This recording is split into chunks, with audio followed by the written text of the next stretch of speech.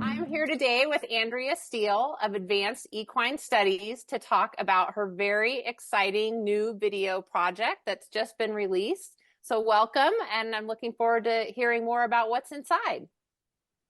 Hi, I'm glad to be here. We've talked a few times over the phone, but this is the first time we get to meet face to face. Yes, yes.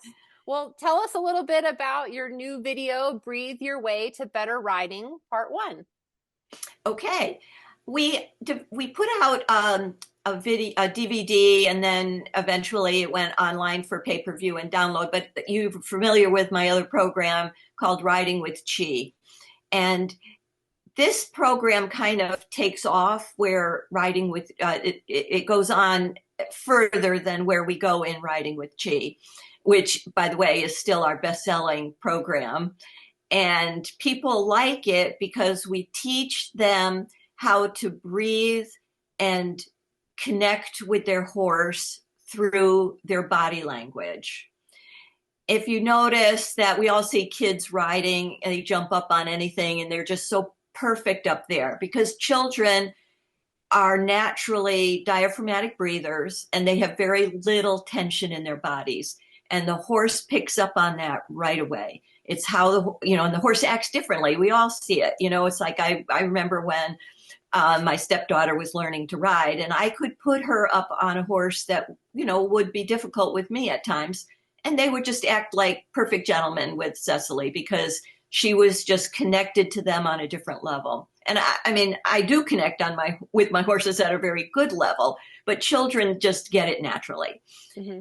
So in this new program, Breathing Your Way to Better Riding, we give you specific breathing exercises to breathe down into your pelvic core, down through the saddle, and actually down into the horse's spine. And that is, I think, one of the easiest things we can do to improve our riding is to improve our breathing. Because if you're not aware of how you're breathing, you don't understand that if your breath comes up higher into your chest, it automatically, because of our skeletal design, brings tension into our upper body. What it does, it actually lifts us out of the saddle. We have to breathe down consciously, make sure we're breathing down into our diaphragmatic core to then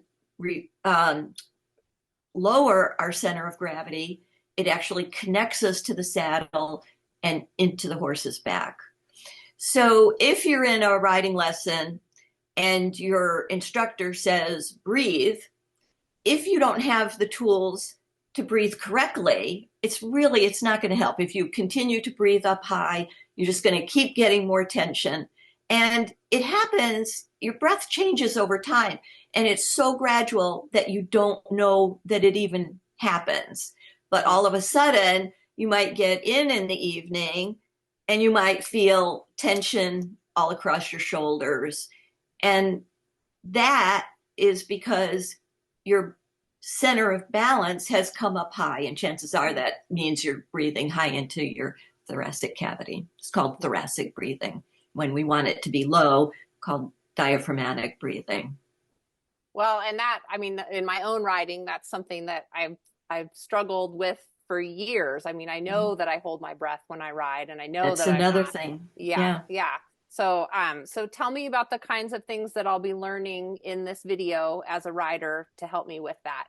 Okay, so we're trying to keep these programs short. We're opening up. We have several different programs lined up, and so we're going to do this in short sessions so that people can become familiar and practice each video at a time as we go on. So this first video is concentrating on two things. You're breathing, getting your breath to go low, recognizing when it's low, and then we're going to do what's called a guided meditation.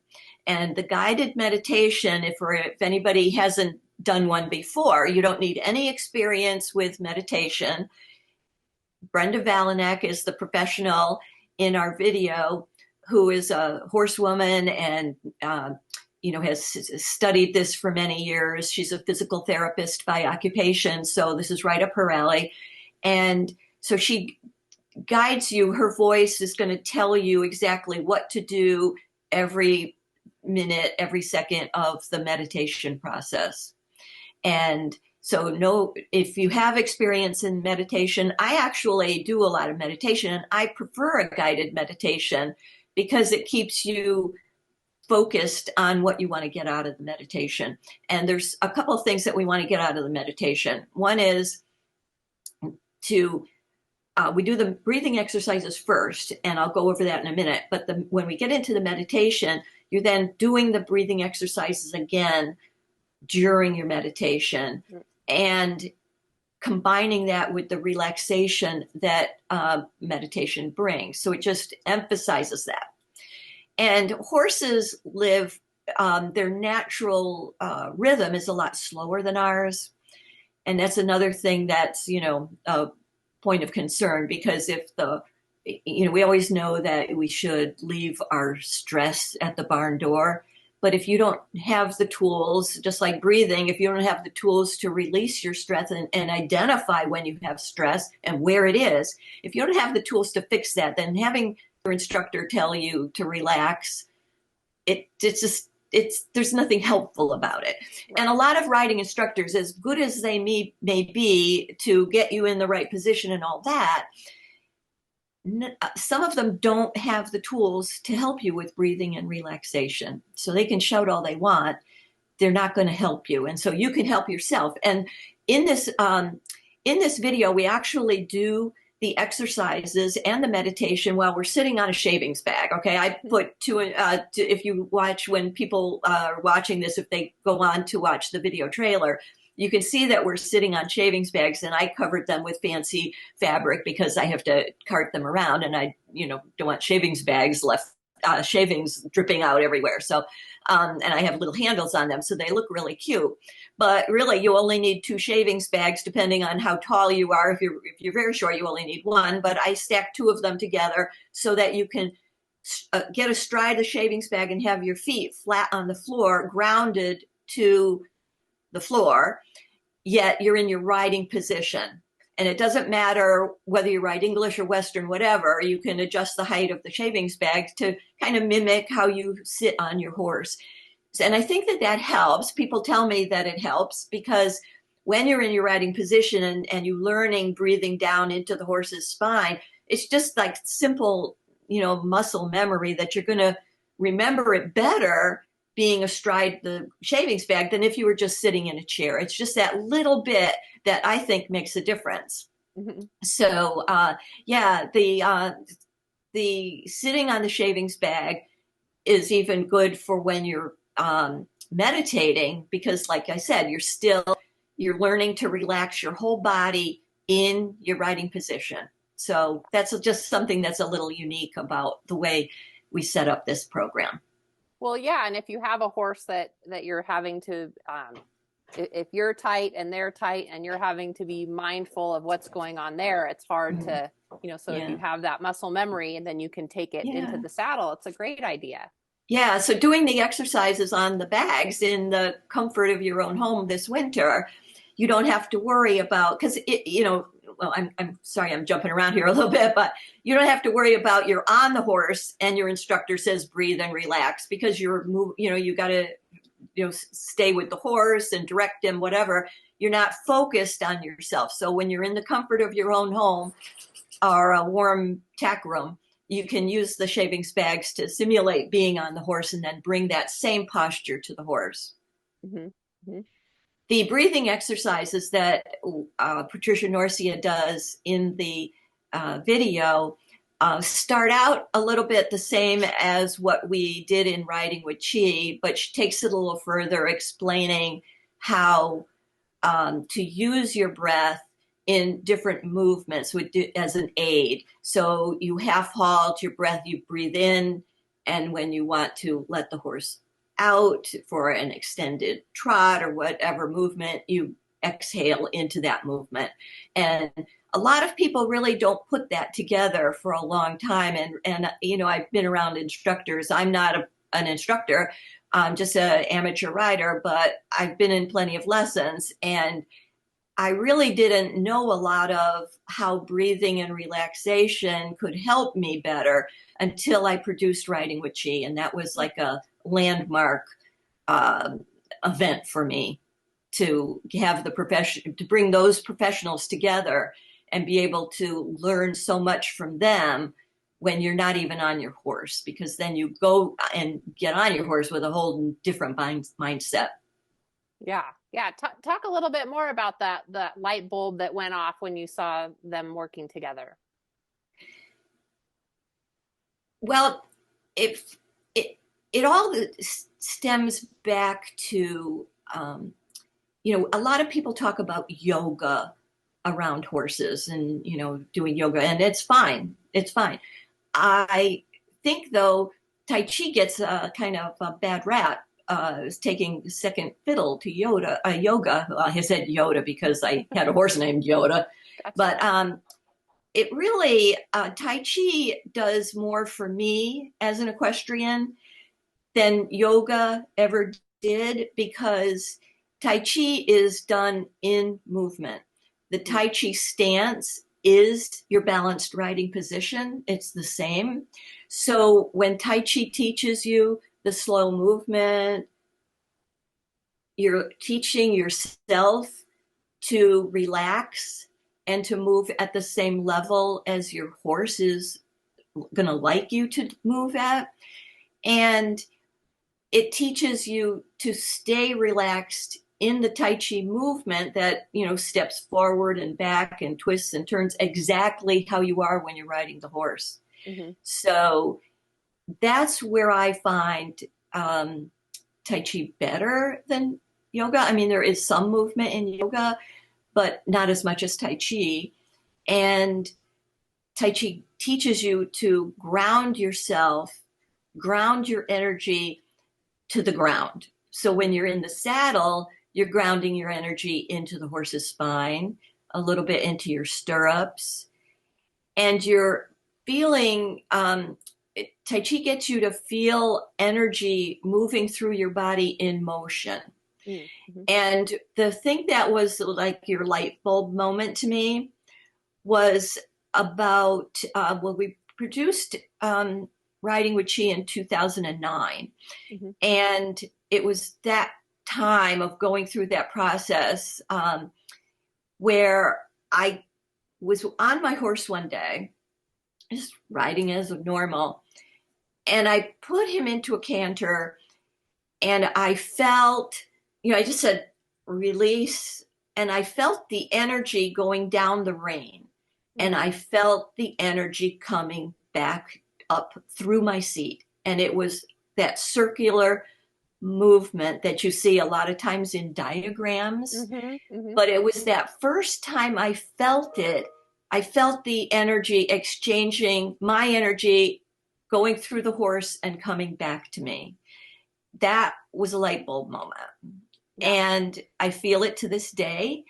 I've started working my horse at Liberty, all of my horses at Liberty. And once you know the feeling, you can feel it. You can, I'm self-taught with some of the training aids that I use for the Liberty work.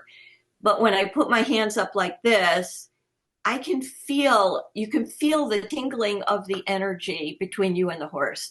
And it's quite remarkable. And I think that my goal for these series of short videos, my goal is to get more people to feel that. Yeah. It's Yeah. teachable.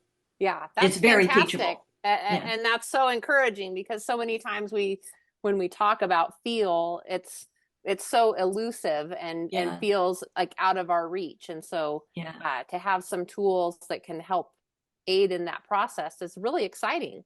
It is exciting.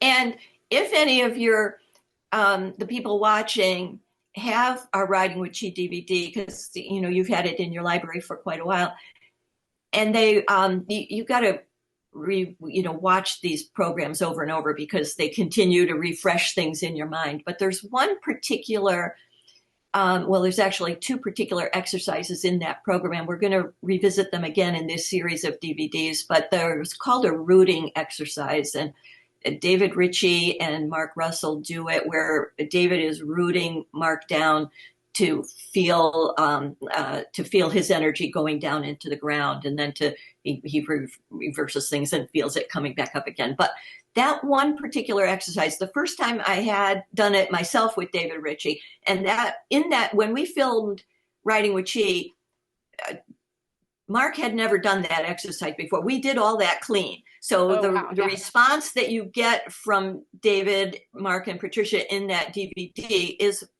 all, legitimate stuff. We didn't practice anything. That was my point of doing this video, so that people could see for themselves how fast you can learn this stuff. But if you do that rooting exercise, and you can do it with a friend, doesn't have to be a Tai Chi master. You don't have to know anything about Tai Chi. Just follow the instructions that are in that DVD. You will have a better seat, unless you already have a perfect one. But if, like the rest of us, you can have a better seat the next time you ride your horse, if you remember that exercise and how to move energy around in your body. It's fun. Mm-hmm. Cool. Well, who would you say that this program is for? What kind of rider? Well, it's for every discipline and every level rider, because you can never get too good, right? And so it's not for children, because like we said before, children don't need any help with this stuff. But when you get to be an adult, right, you're juggling your job, you're juggling with your job with family, and fitting in riding and taking care of your horses. And that tends to give a lot of us stress. Some of us may have had prior injuries where one part of our body doesn't move quite as good as it used to. So this video will help those people. Okay. So any discipline, I know that sometimes people will say to me, oh, I'm a barrel racer. I don't want to be relaxed when I'm riding my horse. Well, I'm sorry, but you do. It's one thing, even in dressage, how are you relaxed when you're doing piaffe? Well, part of knowing about relaxation is knowing when you need to have tension and how to relax that tension the second you need to. Mm-hmm. So what happens with a lot of riders is, you're doing some advanced work, you're going around the barrels and you're going really fast, but they don't realize how much tension they then keep when that bit of that spurt of energy is gone. So, and most of us tend to hold the aids much too long anyway. We want the aids to be quick and then release. And so what we teach in these videos is going to help all of those riders, no matter what discipline you're in. Relax, let go of the aids when you need to, and allow your horse to then just feel the aids when you want them to feel the aids, and not have them stuck on them all the time. So really, this is for everybody. And plus, this is helpful to you when you're not even on the horse, because we tend to, keep that tension in our body. Should you ever be driving down the road and you feel your hands are clenched on the steering wheel? Yes. That shouldn't be. When you're at the grocery store, you shouldn't have a death grip on the shopping cart. So if you learn how to relax your tension for riding, you learn to relax it throughout all of your life.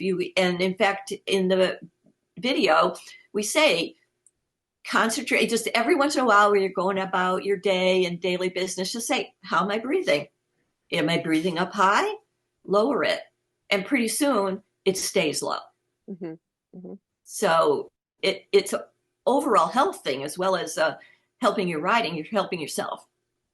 That's why even if somebody else is in that family and you're watching this video, you say, hey, come on, do these right. Maybe you don't want to sit on the shavings bag, you can sit on the chair, but do these breathing exercises with me, because they're wonderful.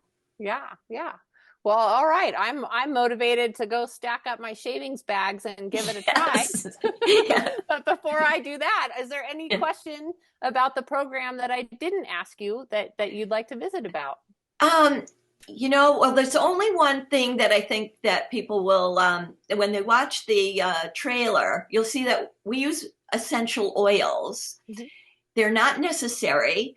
You'll get the same effect out of the breathing and the meditation with or without you'll gain benefit with or without the essential oils. But I just want to add that I started using essential oils with myself and my horses years ago. And I found that they really work. Mhm. Horses, there's no placebo effect with horses. And I had, I'll just give you a quick example, is that I had a little rescue pony and she was really herd bound. And so when I tried to take her away from the other horses in the field, she would be whinnying to them back and forth. And there's one particular oil I can't, it's a blend of oils and I can't recall what they are right now. But I just put a few drops on the third eye area and wait 10 minutes and took her away from the horses, and there was no crying at all. She was confident, let's say. Mm-hmm. And I use, there's oils for something called stress away or peace and calming and those kinds of things. And, if you find yourself anxious, they actually can help. It's not, like a 100% thing. Sometimes you have to find the right oil, but the oils that we use in the meditation section are very basic oils for grounding and relaxing. Mm-hmm. So if you're a very relaxed person and you don't feel you need it, just do it without the oils. Or, we always have to say, if you have any medical condition whatsoever, you have to check with your doctor to make sure these breathing exercises are okay for you, and make sure that using essential oil is okay. I know there's some caveats about some medication somebody might be on, or if you are pregnant, you might not want to experiment with anything at that point that your doctor doesn't tell you is good. So, those are the general caveats. But, I would just say, if you're interested in the oils, make sure you get a high quality oil that's not synthetic, and give it a try. Well, that's interesting. That it's not something I've had any experience with, but it sounds very intriguing. If a lot of equestrians put lavender oil on their wrists right here before they work with their horses. Sometimes I do, I don't often remember, but horses love the smell of lavender. So it's very relaxing for them. So that's something that might be one, if somebody was thinking about it, that might be one to start to say, if you rub lavender oil on your wrists, does your horse enjoy sniffing your wrists and enjoy being around you? But it's all these little things that, can make a difference in some horses. Yeah. To relax them. Yeah. Well, and that's we're all working towards that goal of having better communication and a relaxed and mutually beneficial interaction. One of the things that Brenda mentions in the video trailer is that she enjoys working with the different energies and frequencies of how the oils interact with the horses. So that's coming up. Okay. I'm waiting for that. We haven't recorded that one yet, but that one sounds very interesting to me. Yeah. And we're going to try to do a meditation with the horse meditating with you in the stall or in the barn. And I have done meditation with my horses several times, and they fall right in line and will all of a sudden come over to you and they'll put their head down and they're closing their eyes with you. And I don't know if we can capture that moment with a video camera present, and, like you need some lights around and that kind of thing. So we're going to experiment with that, but I'm hoping to bring a meditation session for people and their horses. Well, that sounds like we've got a lot to look forward to. So we'll stay I'm looking forward to 2024. Awesome. Well, thank you so much for visiting with us today about part 1, and we'll look forward to visiting about part 2 and beyond when they're available. Great. That sounds great. Okay. Well, thank you very much. Have a great rest of your day. Bye-bye. Bye. Okay.